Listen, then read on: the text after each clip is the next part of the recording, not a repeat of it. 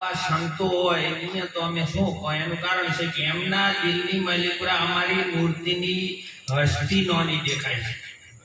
એવા એવા જો દિલ પાથરીને જે બેઠા છે સંતો, એમના સર્વોને પ્રાર્થના કરું છું. ખોટી ખોટી વંદન છે, પણ શ્રેષ્ઠ વાત એવી છે કે મનુષ્ય જન્મ એવો દુર્લભ છે જેને દેવને મેળવવો હોય તો મળતો નથી.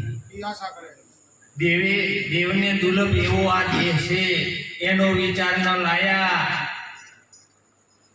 મનુષ્ય જન્મ મોઘો મળ્યો, એનો વિચાર ન લાયા. દેવને દુર્લભ એવો આ દેહ છે, ફોકટ જન્મ ગુમાયા. લાલન જેને આત્મ નથી ઓળખાયા. જેમ કે હું ક્યાંથી આવ્યો છું, અત્યારે હું કોણ છું, આ શરીર પડશે તારો હું ચાં જઈશ, એક આ વિચાર કયા જેવો છે. એનું કારણ છે કે આ 50-60 વર્ષની આપણે કદાચ ઉંમર 70 વર્ષની હોય કે 100 વર્ષની હોય, પણ ખરેખર જે ગેંડા માસ્તર આપણે જે ઘરની માલિકુરા બેઠા છે અહીંયાના સામો જો આપણને લમડો વાળા, તો આપણને એમ થાય કે મારો વાલો આ ખૂબ મારું તારું કરી કરી અને આ એક ખાટલામાં બેઠા છે ને આવી જો દશા આપણી પણ આપવાની છે એ તો નક્કી છે. પણ એનું એક સંતોને શરણે જઈ અને શું કર્યાથી આ ભવસાગર પાર થાય છે એવો જો વિચાર લક્ષ્યમાં ધરે જિજ્ઞાસુ પદને ધારણ કરીને જો સંતોને શરણે જઈને જો સત્પુરુષ સેવી અને શું કરવા પોતે આવ્યો છે એનો જો સાર્થ અર્થ જાણી લે તો એને મનુષ્ય જન્મનો ફેરો સફળ કહેવામાં આવે છે. ચમ સફળ કહેવામાં આવે છે કે 184ની માલિકુરા આ જે છેલ્લો દ્વાર છે એને મનુષ્ય અવતાર કીધો છે. પશુ યોનિની માલિકુરા, પ્રાણીનીમાં, પક્ષીમાં આ કોઈ જગ્યાએ આ હું કોણ છું, હરિ કેવા છે એની કોઈ ઓળખાણ થતી નથી.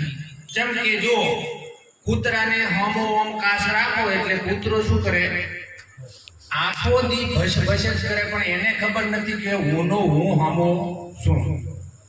પછી પક્ષીને જો હોમો કાસ હોય તો થણક મારી મારીને આખો કાસ તોડી નાખે, પણ એને ખબર નથી કે આ હું હોમો છું. પણ શ્રેષ્ઠ મનુષ્યને ઈ ખબર પડે છે કે આ શરીરની માલિકુરા આ 5 તત્વનું પૂતળામ જે આ બોલી જો ઈ કોણ છે.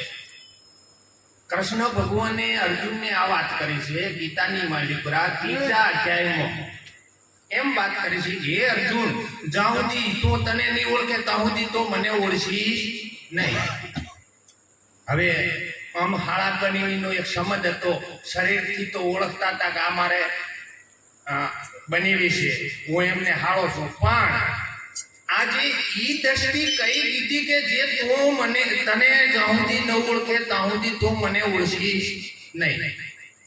અને આપણે બધાએ વિચાર કરીએ છીએ કે એવી કઈ વસ્તુ છે કે જે આની માલિકુરા બોલી રહી છે ને એને કૃષ્ણ ભગવાને એમ કીધું છે કે સર્વનો આધાર અર્જુન હું છું. આ સર્વનો એમ આખા જગતનો આધાર બતાવ્યો છે, પણ આ દેહની માલિકુરા આપણો આધાર કયો છે કે જેને આખા દેહને જાણે છે. અને ઈ પોતી કૃષ્ણ ભગવાન એમ અર્જુનને કહે છે કે એને તું ઓળખીશ તાર તો મને ઓળખીશ. જેમ કે આ વસ્તુ એવી છે કે જે આ લૌકિક વાતોની માલિકુરા આવે એવી નથી, આને અલૌકિક કહેવામાં આવે.